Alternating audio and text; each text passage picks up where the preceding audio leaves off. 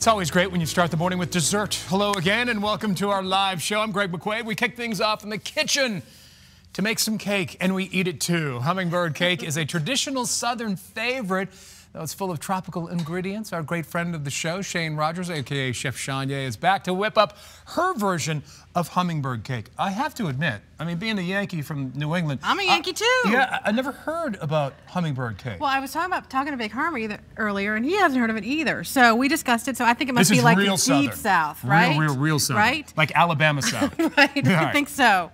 I think so. So first thing you want to do is preheat your oven to 350 degrees. Okay. And then you want to grease and flour, butter and flour your pan. Butter. Butter it first. Okay. And then flour it, and if you want to see how it's really done, Martha Stewart has a great tutorial, and then if you do it like she says, it would take me 10 minutes to show you this morning, you won't have to worry about trying to get, look how great it comes out of the thing. Yeah. Like, you don't have to worry about it sticking. It's sticking, and then... And so take your time, this is a really important step. Butter it and flour it and get it ready so that you don't have to stress out when it comes out of the oven. So really, because 10 minutes will save you all 5 of that. minutes. 5 to 10 minutes will save you a lot of heartache. You know, the prep is where the, and it'll be great. So. And I've got to say, the ingredients, they don't look that complex. Pretty simple, right? And delicious. Like, there's all things that you like. Well, if you're in the kitchen, you know it's going to be delicious. Come on. So we're going to start with 3 cups of all-purpose flour. Okay. We're going to pop in 2 cups of sugar. So this is sweet. 2 cups of sugar. Yes. We've got a teaspoon of baking soda. Is that any particular type of sugar you like to use? I like the more natural sugar. Okay. You know, granulated. You taste the difference? I just like to use it. Okay. Well, to each his own. Right, exactly. Half a teaspoon of salt and a whole teaspoon of cinnamon. Give this a good mix. Yeah. While I'm getting this together, do you want to beat those eggs for me with that fork? This fork, right? It looks like 3 eggs. I can count. 3 eggs, yeah. Do you like to hand whisk? I like to do that. So yeah, so they're beaten now, so we're good. If you want to pop in the, this is about almost 2 cups of mashed bananas. Mashed bananas. About 4 large. 4 large bananas. Do you like them getting They've ripe? Got to be some super brown ripe. Spots? Super ripe. Super ripe. We've got an 8-ounce container of pineapple. We've got, you can buy that at the store, right? You get that, it's canned pineapple. Don't drain it. 1 8-ounce can, don't not drain drain. it. You want the liquid because we're not going to put. There's no liquid going in here. Okay. That's the liquid. The bananas, and sorry, not yet.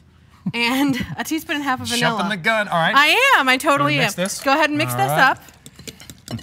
And you've already preheated. The oven is preheated to 350.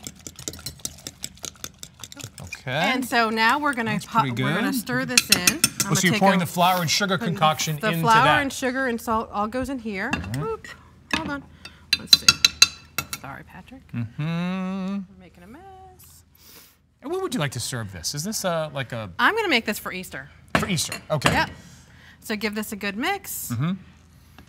And then we're going to pop it into, when we get this in there, the oven. The oven. And again, if you're watching this at home and you want to make this, we're going to put this recipe on our website at WTVR.com/VTM a little bit after 2 this afternoon. Shania, you always have fantastic recipes. Right. Is this your passion in the kitchen? Do you just love being in there? to be in the kitchen. Like, this is like your, and make something your laboratory. Fun.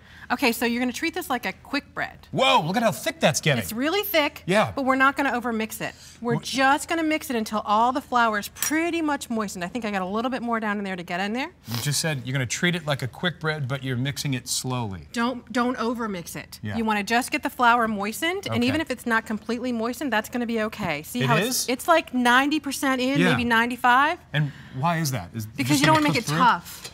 You don't want to make it tough. The more you mess with it, the tougher it gets. Interesting. Okay. We use, there you go. Here.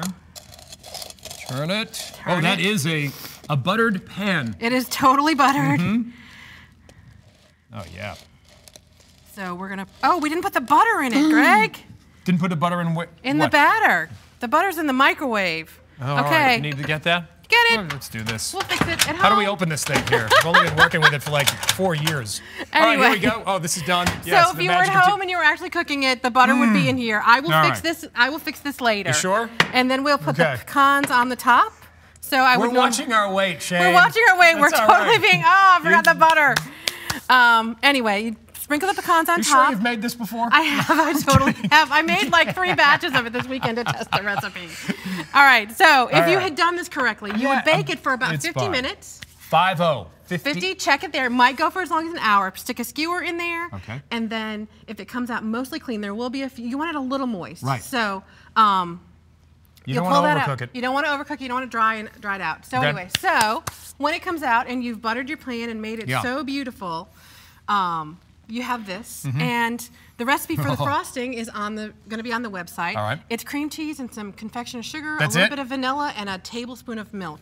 Do you like to use the whole when you're making cream frosting? Cheese? Yeah, frosting. You use the real stuff. The real stuff. Okay. You're going to use 4 ounces of it. It's not a big deal. You don't want your guests leaving a lot of the cake on there. So just lather it up. Yeah, lather. Will you grab the pecans and sprinkle those on behind me? Oh yeah, gladly. Okay. There you go. Make it rain. Oh, Chef Sean, you're making it rain. All right. We forgot the butter, but we will not forget the pecans. All right.